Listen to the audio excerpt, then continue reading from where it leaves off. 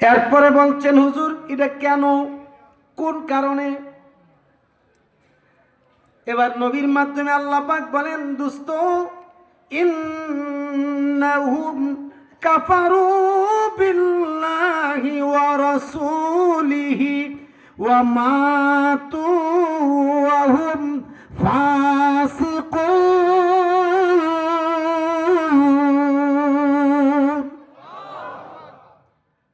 আল্লাহ পাক বলেন, দোস্ত তারা আল্লাহর প্রতি কুফরি করছে, আল্লাহর রাসূলের উপরে কুফরি করছে, ঠিক নেই? তারা আল্লাহর উপরে কুফরি করেছে, আল্লাহর রাসূলের উপরে কুফরি করছে, এবং তাদের মৃত্যুটা হয় মুনাফিক অবস্থায়, ফাসিক অবস্থায়, বেঈমান অবস্থায় মৃত্যু হয়। এই জন্য মুনাফিক অথবা ফাসিক অথবা বেঈমানের কবরের আগে জানাজার নামাজ পড়া যায় না, কবরে দাফন করলে কবরে তারা দোয়া করা যায় না, ঠিক কিনা কোন? যেরকম ঠিক কিনা? এই জাতীয় মুনাফিক আমগো দেশে নাই রে, আছে জোরে কম আছে এই জাতীয় মুনাফিক আমগো দেশে নাই রে, আছে আছে? হুজুর আছে বলে একটা কথা স্পষ্ট বলে দিই, যারা পীর মুরিদিরে হারাম কইব এরাই মুনাফিক। এটা মনে রাখবেন সবসময়, এই অজিফাটা মনে রাখবেন। আমারে কিন্তু বন্ড কইছে, বন্ড ছন্ড বহুত জনে লেহালি করছে আমার লাইভে, আমি এটারে বুড়ি আঙ্গুল দেখাই, তোর বন্ড খাতার তুলতো, কারণ পীর মুরিদি যে হারাম কইব তে মুসলমান না, কথা কোন ঠিক কিনা? পীর মুরিদিকে হালাল হালাল করছে আল্লাহ, হালাল করছে রাসূলুল্লাহ। সুতরাং নবীজির পরে হযরতে সিদ্দিক আকবর বায়াত করাইছে, সিদ্দিক আকবরের পরে হযরত ওমর ফারুক বায়াত করাইছে, হযরত ওমরের পরে হযরত উসমান জুন নুরাইন বায়াত করাইছে, হযরত উসমানের পরে হযরতে শের খোদা মাওলা আলী বায়াত করাইছে, হযরতে শের খোদা মাওলা আলীর পরে ইমাম হাসান বায়াত করাইছে, ইমাম হাসানের পরে ইমাম হুসাইন বায়াত করাইছে, ইমাম মুসলিম ইবনে আকিল বায়াত করাইছে। এইভাবে স্টেপ বাই স্টেপ সিরিয়ালে বায়াতের রাসূল চলছে, চলে আসতেছে। তুমি কোথা থেকে আসছো নতুন ইসলাম লইয়া যে পীর মুরিদি হারাম, ঠিক কিনা? উচ্চ কণ্ঠে ওয়াদা করবেন, আমাকে আজকে দেখাইবেন সরাবাদের মানুষ পীর মুরিদি হালাল না হারাম? হালাল। দুই হাত উঁচু করে আল্লাহকে দেখাইবেন, সাক্ষী রাখবেন পীর মুরিদি হালাল না হারাম? হালাল। আরো জোরে বলেন। হালাল। যারা এটার পক্ষে না তারা হাত উঠাইতো না, এটা আমি জানি, এটা আমার নজরেও পড়ছে, অনেকেই হাত তুলছে না।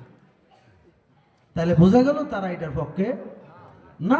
তাইলে তো আজকে পীর মুরিদির বিষয় জানলো বুঝলো, জানার পরও কোরআন শরীফ মানলো না, কোরআন শরীফ বুঝলো না, এবং কোরআনের তাফসীরও মানলো না, এমনকি হাদিস শরীফের ব্যাখ্যা বিশ্লেষণও মানলো না, তাইলে কি তাদেরকে মুসলমান বলা যাবে?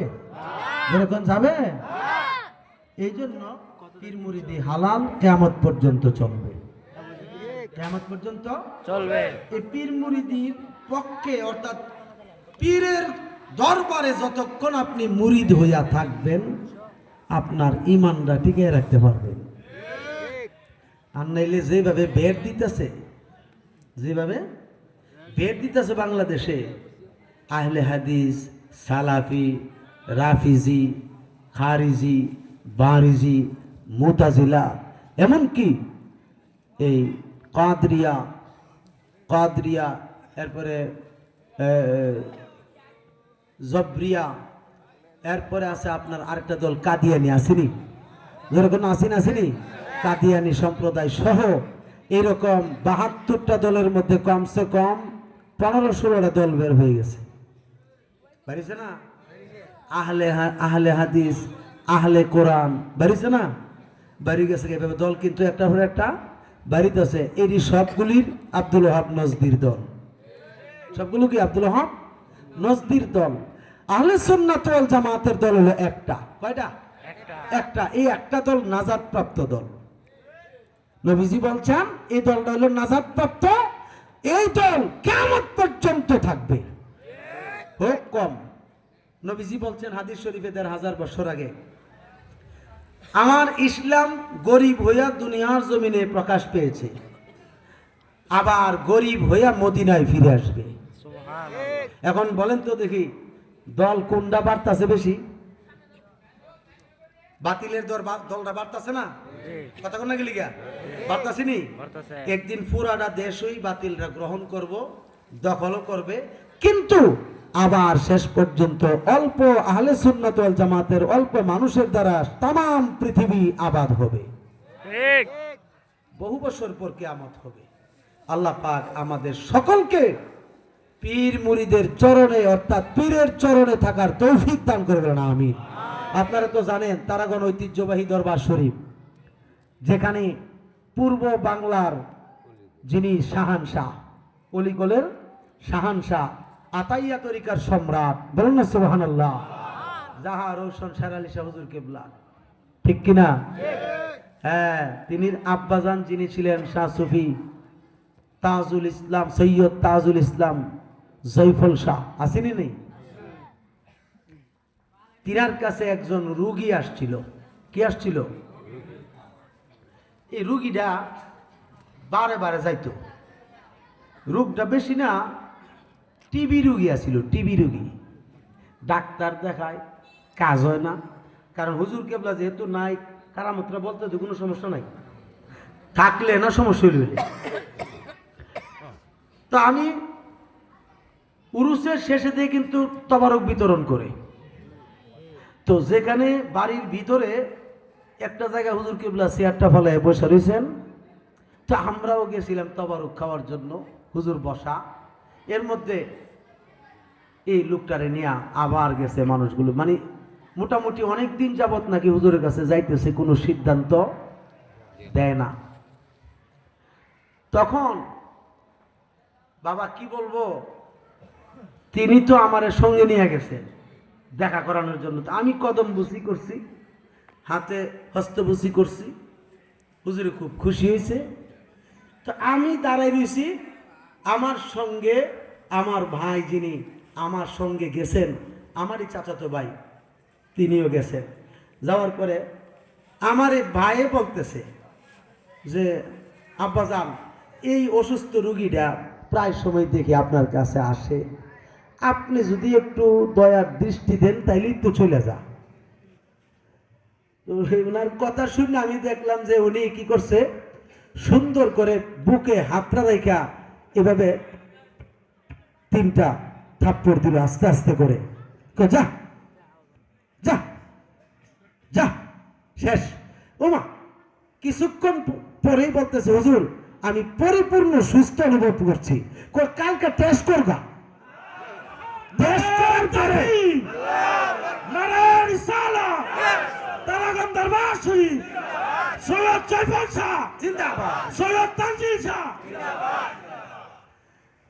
পরের দিন রিপোর্ট পরীক্ষা করে রিপোর্ট ভাইজানকে জানাইছে, আর ভাইজান আমাকে ফোন করে জানাইছে।